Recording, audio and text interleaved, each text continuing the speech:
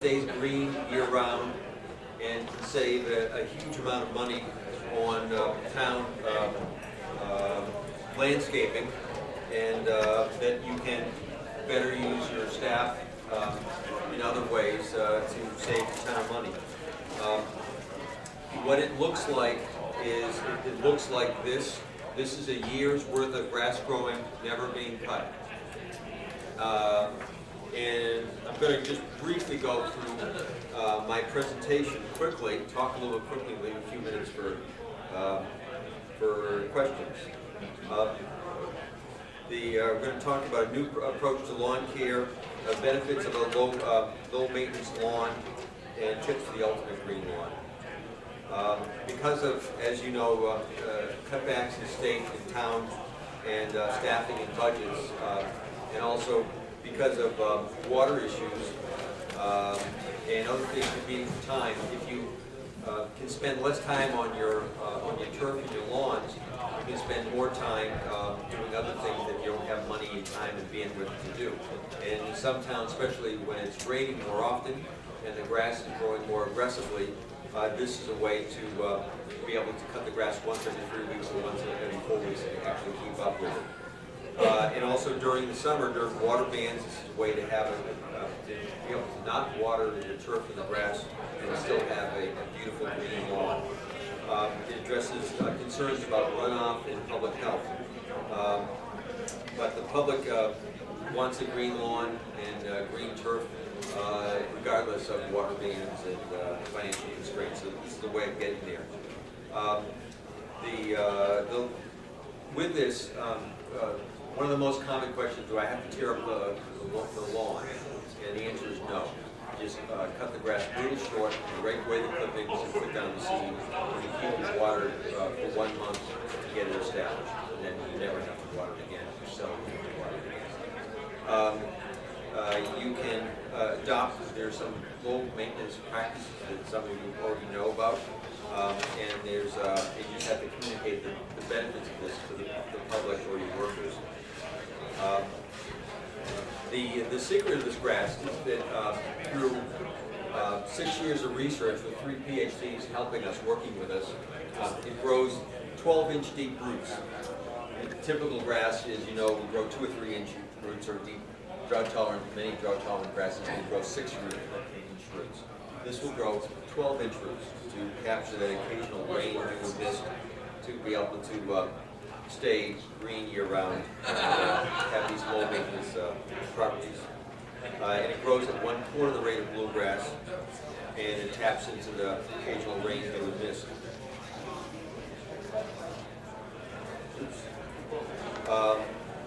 There's a number of tests of this going on right now. Harvard University, Tufts University, and Cornell University are all testing this with interest to convert over significant amounts of their campuses. Right now, we're doing a test at the Rhode Island DOT, Mid-State DOT, and the left picture is just some ground we prepared. The right is spraying on the hydroseed. And there's 11 different test plots there where the state is looking at this grass maintaining hills, because it grows 12-inch roots, it's excellent. It grows in deep shade, it grows in full sun, it grows in good soil, it grows in crappy soil. And this is something you spray along the edge of the highway. You can put on hot traffic islands and other places to have an ultra-low maintenance lawn.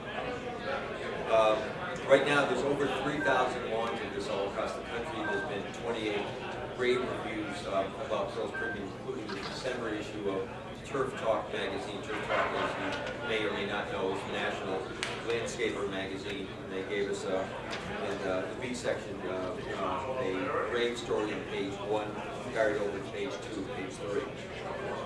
Some of the commercial and municipal, of course, this is great for your home lawn. A lot of landscapers have it in their own home.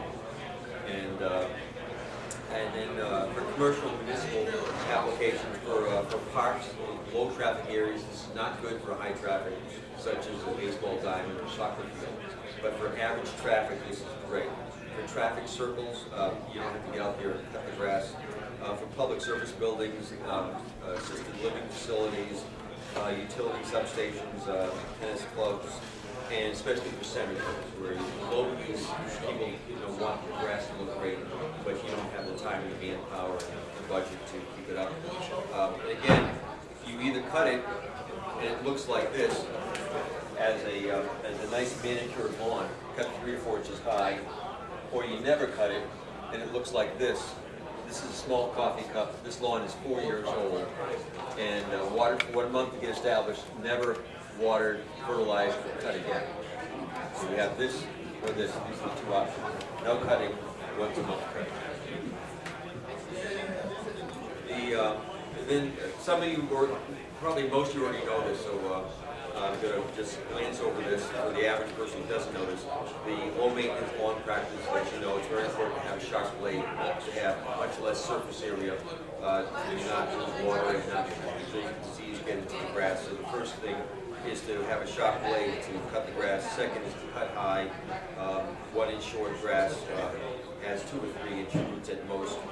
Some of the normal grasses that have deep roots have 6 inches, and with Pearl's Premium, it's cut 3 inches high, so you can have 12-inch roots. The next thing is to leave the clippings where other grasses, it may be a problem to build up thatch, but we're doing it, we cut it once a month, and cut it. The thatch with a mulching blower can break down in a couple weeks, so you don't have to have that build up before the next monthly cut.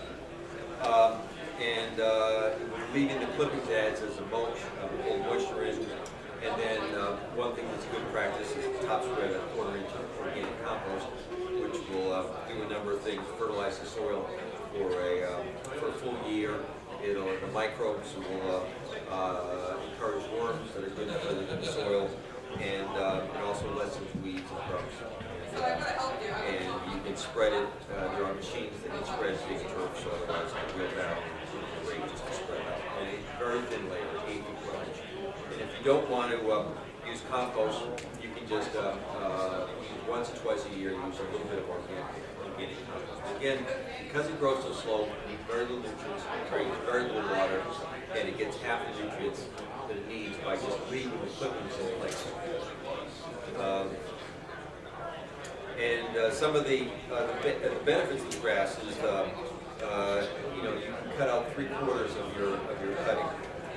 You can extend your equipment life. The lawnmower will last 4 times as long in theory. Maintenance cycle. You can eliminate watering and runoff related issues into local ponds and lakes. You can eliminate chemical applications. You can improve public health. You can cut your carbon footprint, which I'll mention in a second, and still have a beautiful green lawn. This is a lawn in Wellesley, Massachusetts. Wayland, Dudley Pond and Wayland. In Dudley Pond and Wayland, sorry. And this is from lawn care runoff. As you know, we're all pond abutters or lake abutters, whether you live near the lake or not. Lawn care chemical runs off the pond onto hard surfaces down the street, storm drain. In many cases, ends up in your local lake, river, pond. So when people are putting chemical fertilizer on their lawns, up to 80% of it can run off. If there's a rain, and it end up in the pond. So when fertilizing the lawn, they're actually fertilizing the pond. And then the town has a problem what do we do with the invasive weeds. Sometimes they use herbicides for invasive weeds. Sometimes low levels of herbicide and fertilizers end up in the drinking water and water quality issues. So this is a pond before public education. This is the same pond after public education and harvesting. So that's the difference between lawn care and not lawn care. Like trying to get people to either use less chemical fertilizer or just leaving a 6-foot buffer around their lawn to the hard surfaces that can run off. And in terms of one thing that's interesting is what is the #1 toxin affecting homes, businesses, and public buildings? Anybody know? According to Health Magazine, they were talking about the 8 most prevalent and harmful toxins in the environment, and they named the #1 were chemicals from lawn. And so they said that if you get less than lawn care chemical, which is why the Red Sox has gone to organic lawn in Fenway Park to protect their groundskeepers and their players, players, so they only top grade organic chemicals. They don't use any chemical fertilizer. The effects of lawn for health, we'll briefly go over it, that it has a six-fold increase in risk of learning and behavioral disorders for children, a four-fold increase of Parkinson's disease and other problems and cancers for adults. It has a four-fold factor if a dog runs on a chemical-treated lawn. It stings their pads, they go inside, they lick their pads, and it increases their risk of cancer fourfold. It also exposes employees and lawn providers. One of the highest cancer risks is people who take care of turtles. And in lawn care, chemicals and pesticides don't give you cancer, but they increase your risk of cancer, Parkinson's disease, asthma, birth defects, and so on. It increases the cancer risk. In the 50s, only 5% of the dogs got cancer. And right now it's 46% of the dogs. And with certain breeds like golden retriever is up over 60%. Again, if you can protect their health and protect the health of children just by going to organic fertilizer or compost rather than chemical fertilizer. There's also been links for learning and behavioral disorders for children. Hundreds of studies. In any case, and then this carbon footprint. It turns out that lawn care has a number of ways that it increases your carbon footprint. And this is a map from NASA. The red areas are the highest areas in the country for greenhouse gases. And as you can see, Rhode Island, Massachusetts, and Connecticut are almost solid red. Okay. And part of it is from cars and industries, but it's also from lawns. It turns out that there's a number of ways that lawns increase carbon footprint. Number one, chemical fertilizer uses a huge amount of energy to use chemical fertilizer. Secondly, heating water takes a lot of energy to filter, clean, and pump water into homes at the quality that is suitable for human consumption, but then people just spray onto their lawn. A lot of it never goes back to return to the aquifer, evaporates into the air. So you're using high quality water for irrigating the lawn. Some communities, like in Massachusetts, use up to 5 times the amount of water in a hot summer day than they do in the winter. So it's a lot of creates a lot of demand. And one thing that's kind of interesting about Pearl's Premium, bluegrass has a 1-to-1 ratio in 24 hours to the amount of oxygen versus carbon it produces. So it doesn't help the environment, it doesn't hurt the environment. If you cut it 1 inch high, it is, but if you take a Pearl's Premium lawn and you cut it 3 inches high, in the 24-hour period, it produces 5,760 times the oxygen compared to carbon. So it's actually, Pearl's Premium is a carbon sink. It's an oxygen-producing carbon sink. And it's lowering our greenhouse gases. So that's just an additional thing. A small lawn produces more oxygen than a small lawn of 50 or 60 square feet produces as much oxygen as a family of 4 will consume. In terms of lawnmower exhaust, this is according to the EPA, that the average lawnmower produces 11 times the greenhouse gases compared to a mid-sized car when being used for 1 hour. And that's because cars have catalytic converters, lawnmowers don't. And you can drive your car for 11 hours from Washington, D.C. to Atlanta and create the same amount of greenhouse gases as running a lawnmower for 1 hour. So that's according to the EPA. And then with the Red Sox, groundskeeper, I've been kind of an acquaintance, and we've been chatting for the last few years.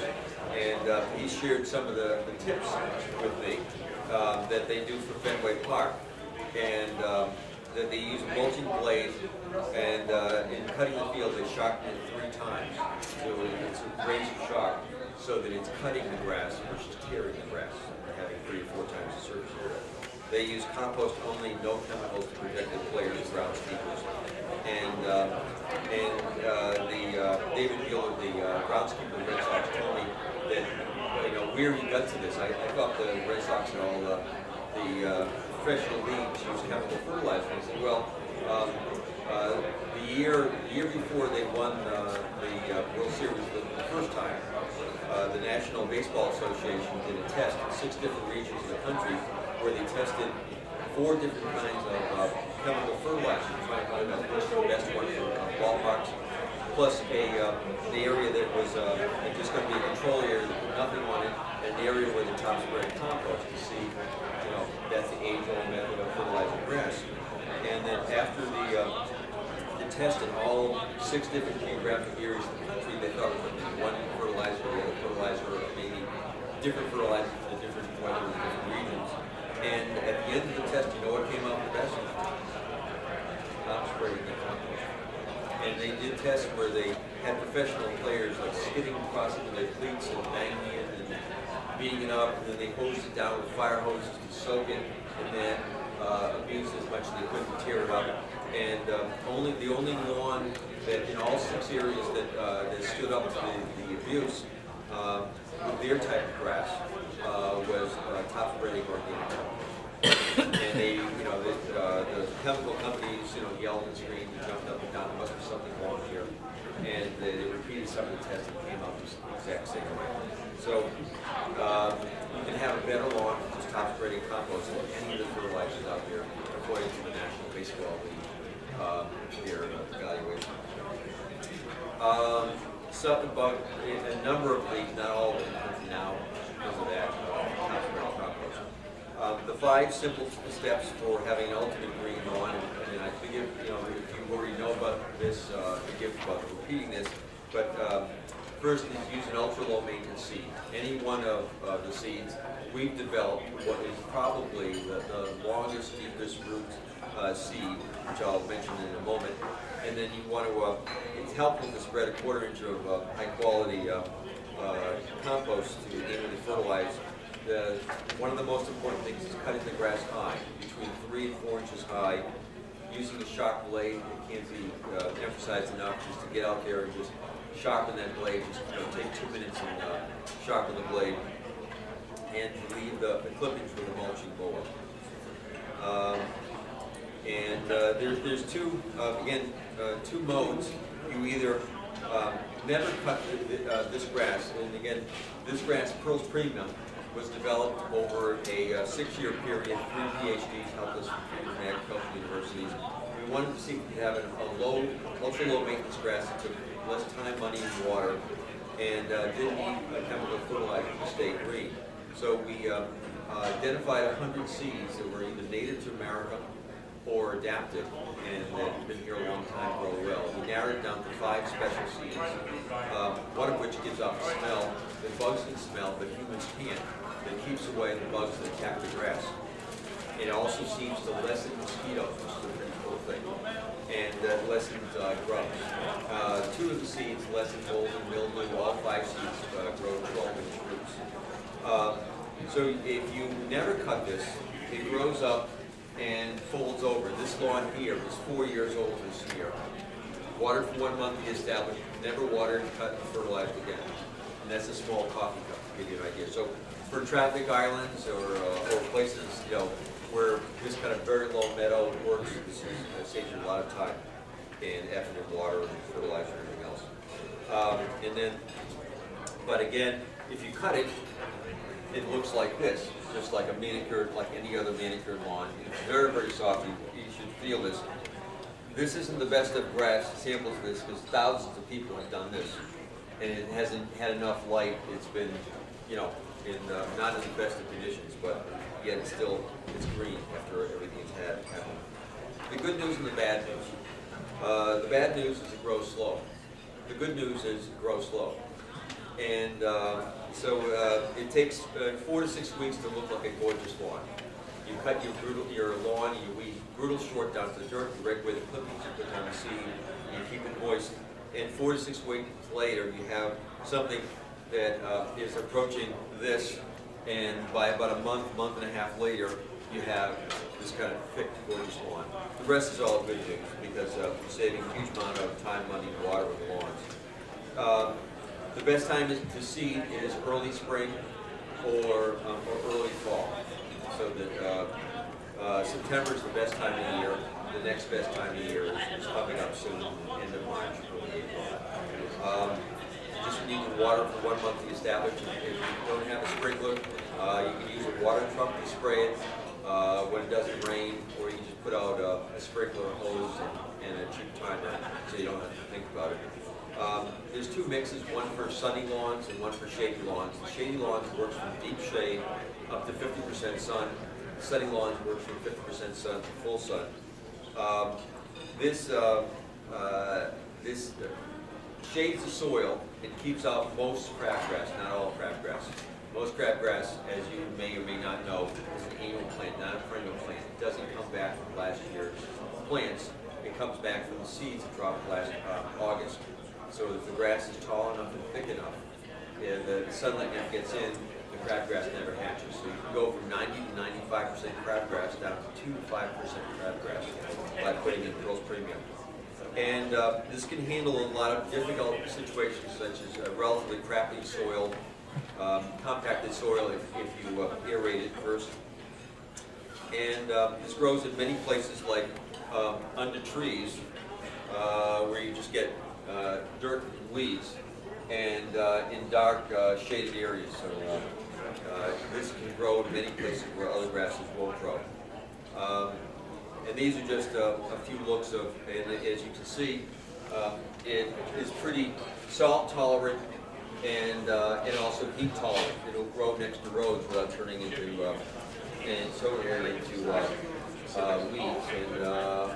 And this is a lawn that went to a meadow. So, you know, we say meadow as a term, that's how long it is, but a lot of people have an idea of meadow being 2 feet tall. This is a well-behaved meadow. So, for homeowners, and there's lots of applications for condo associations and towns. Some of the towns actually use this as a fundraiser.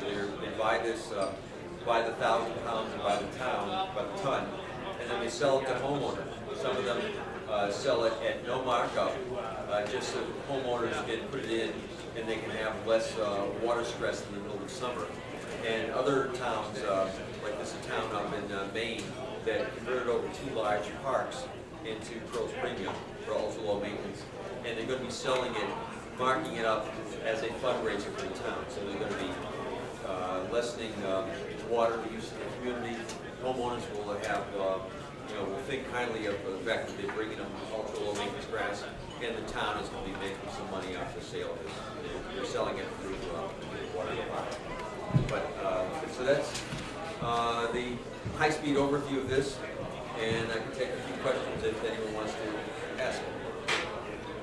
The pond in Dudley, or Dudley Pond in Wayland, Yeah. was there a study that determined that that was from fertilizer and not nitrogen from septic system? No, yeah, it was more, there's only 105 houses on the pond. But was there, I realize that, was there a scientific study that determined it was fertilizer? Well, I was chairperson of the Surface Water Quality Commission at the time, and we looked into it, and we determined, because the 105 houses, that it was very low from septic leakage. It was much more from, there was a very large watershed that all the lawn care runoff, so it wasn't pond abutters lawns running off into this. This was up to a mile or 2 away, people using lawn care running off their lawns into the roads and into the